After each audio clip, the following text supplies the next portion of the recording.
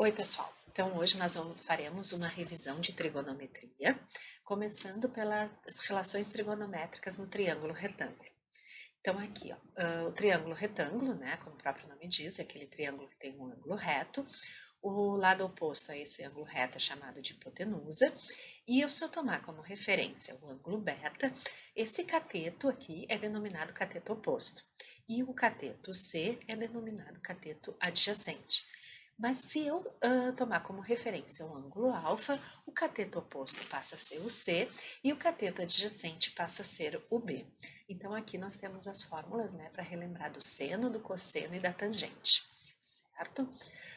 E aqui um exemplo de aplicação então das relações trigonométricas, onde diz que a medida da área de um triângulo retângulo representado a seguir é de 12,5 centímetros quadrados e a pergunta é, qual é o valor aproximado do seno do ângulo θ aqui, considerando que a raiz de 2 vale 1,4.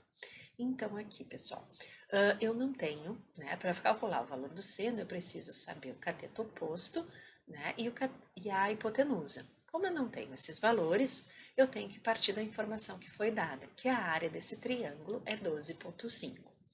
A área de um triângulo retângulo é calculada pela metade do produto entre os catetos deste triângulo. Então, nós temos aqui, ó, x mais 2 vezes 2x menos 1 dividido por 2 é igual a 12,5.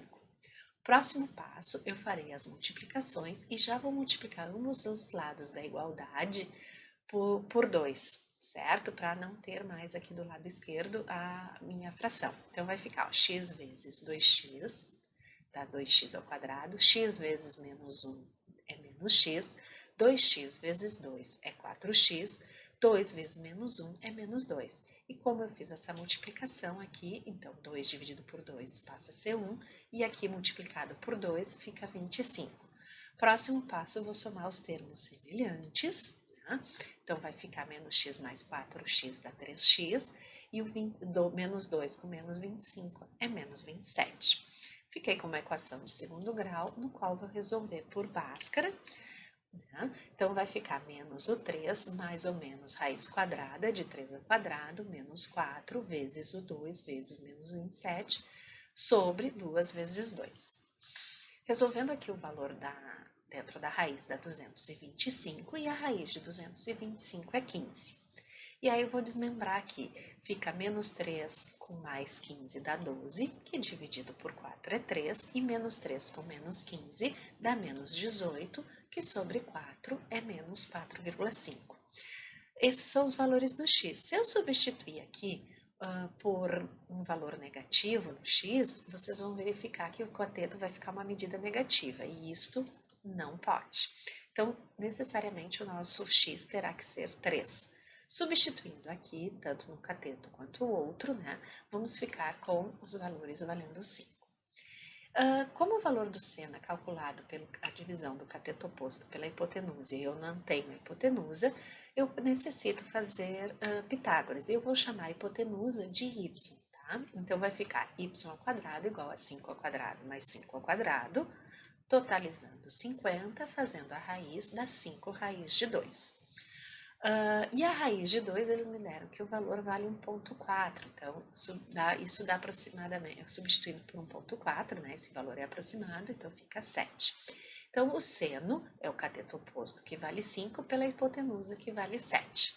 Fazendo essa divisão, dá aproximadamente, então, 0,71, que é a letra D. Dando sequência, nós vamos trabalhar então agora, relembrar as relações trigonométricas num triângulo qualquer. Primeiramente, a lei dos senos. A gente usa a lei dos senos quando eu tenho mais informações sobre os ângulos do triângulo do que as medidas dos lados. Ou então, quando esse triângulo também está inscrito numa circunferência, como forma aqui o exemplo.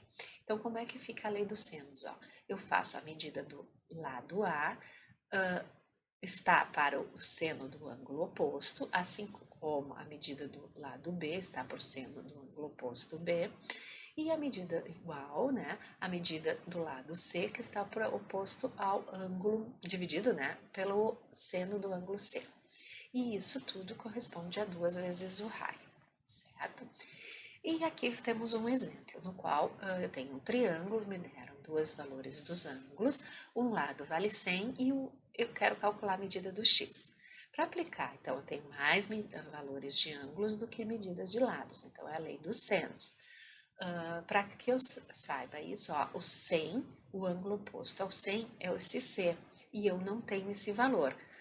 Mas eu devo lembrar que a soma dos ângulos internos dá 180, portanto, se eu fizer 180 menos estes dois valores, eu vou obter o 30, e o 30 então é esse ângulo. E aí eu consigo montar a lei dos senos, que será x está para o seno de 45, assim como o 100 está para o seno de 30. Aqui. Agora eu vou substituir pelos valores correspondentes do seno de 45 e o seno de 30, vou simplificar por 2 e multiplicando aqui eu vou obter que o meu x vale 100 raiz de 2. Próximo passo, então lembrando, é a lei dos cossenos, que eu utilizo quando eu tenho mais informações de lados do que de ângulos. No caso aqui eu estou tomando como referência o meu ângulo A aqui, tá? E o lado oposto, então, a esse ângulo eu chamei de Azinho. Então a lei dos cossenos começa com a ao quadrado é igual a b ao quadrado mais c ao quadrado, menos 2 vezes b vezes c, vezes o cosseno desse ângulo que eu estou tomando como referência, que é o meu ângulo A. E aqui nós temos um exemplo, né? Dado um triângulo, eu quero determinar o valor do x. Então aqui, ó, para chamar a atenção de vocês, é onde eu tenho mais informações sobre lados e tenho apenas um ângulo. Então, como o ângulo que eu tenho é os 60 graus, o que eu chamo de A é essa medida de 2 raiz de 3. Então, para aplicar a lei dos cossenos, vai ficar 2 raiz de 3 ao quadrado é igual a x ao quadrado mais 4 ao quadrado menos 2 vezes o x vezes o 4 vezes o cosseno de 60.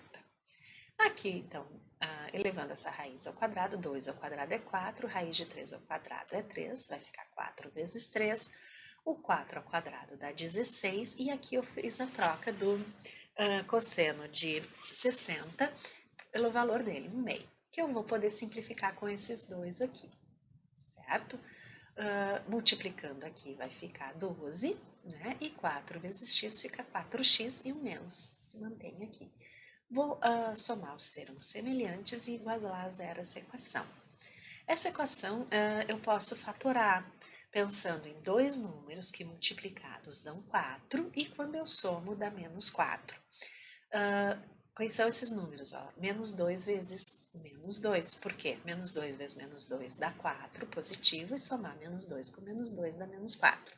Se eu tenho um produto que dá zero, cada parte será igual a zero. Então, como é que eu faço o x menos 2 virar zero? O x tem que ser necessariamente 2. Tá? E aqui, como os fatores foram iguais, é porque esse aqui é um trinômio quadrado perfeito. E achei, então, o valor do x, que era o que pedia no enunciado. E aqui, outro ponto que nós trabalhamos é o cálculo do menor ângulo formado pelos ponteiros do relógio. Quando eu observo um relógio, percebo que entre os números que representam as horas, sempre temos um ângulo de 30 graus. Por que isso, pessoal? Porque a volta toda corresponde a 360 e o relógio está dividido em 12 partes iguais, por isso que fica então 30 graus. E que entre um minuto e outro nós temos um ângulo de 6 graus, porque se vocês observarem entre uma hora e outra, eu tenho 5 minutos, então eu faço 30 dividido por 5, dá 6. E além disso, quando o ponteiro grande percorre uma volta inteira, o ponteiro pequeno percorre um ângulo de 30 graus. E aí nós temos um exemplo, que é determinar a medida do menor ângulo alfa formado entre os ponteiros de um relógio ao marcar 12 horas e 25 minutos. Então, meu ângulo é esse aqui, porque é o menor ângulo entre o ponteiro do relógio. Sempre eu vou pegar assim, ó, quanto foram os minutos, o ponteiro grande andou, bom, 25 minutos, quanto que ele andou para descobrir a proporção em relação aos 60, que é a volta toda. 25 sobre 60, a gente simplifica por 5, então dá 5 dozeavos. Bom, eu já sei que o ponteiro grande andou 5 dozeavos da volta toda. O pequeno, ele vai andar 5 dozeavos, porque é proporcional, 5/12 de 30 graus, que é o quanto ele percorre, né, entre uma hora e outra. Então, eu até preciso calcular 5/12 de 30. Como é que eu chego no 12,5? Faço 30 dividido por 12 e o resultado vezes 5. Então, significa que ele andou daqui até onde se encontra do 2, até onde se encontra o ponteiro pequeno, ele já percorreu 12,5 graus. E aí, para calcular o alfa, bom, o restante aqui, ó, é o que ele tem que percorrer. Então, eu vou fazer 30, que é o total, menos o 12,5, porque é o que ele já percorreu, para obter o que falta para percorrer. Então, nós temos aqui, ó, esse ângulo aqui corresponde a 17,5 e os demais aqui é 30 e mais 30. Então, para somar, eu tenho 2 vezes 30 mais o 17,5, que totaliza 77,5 graus.